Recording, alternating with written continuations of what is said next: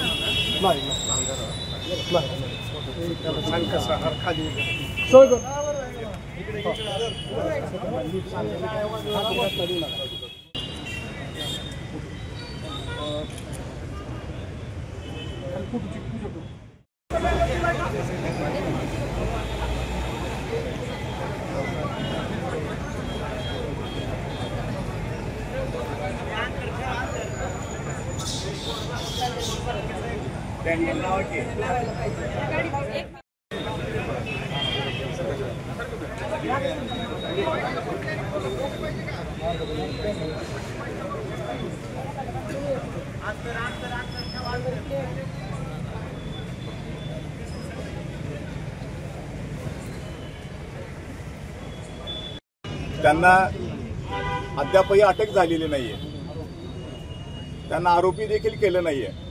या माध्यमातून तमाम बार्शीमधील सर्व या भूमिपुत्राबद्दल आदरांजली व्यक्त करत असताना उपस्थित सर्व नागरिकांच्या वतीनं आम्ही शासनाचं या गोष्टीकडे लक्ष वेधू इच्छितोय।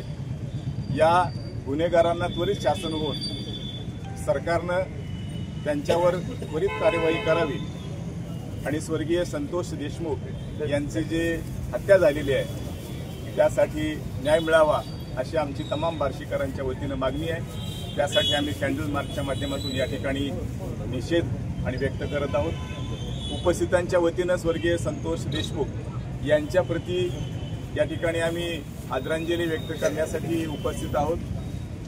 मी सर्व उपस्थितांना विनंती करतो या निमित्तानं आपण 2 मिनिटाचं मौन बाळगून स्वर्गीय संतोष देशमुख यांच्या प्रती आपल्या शोक संवेदना या ठिकाणी व्यक्त करायचे।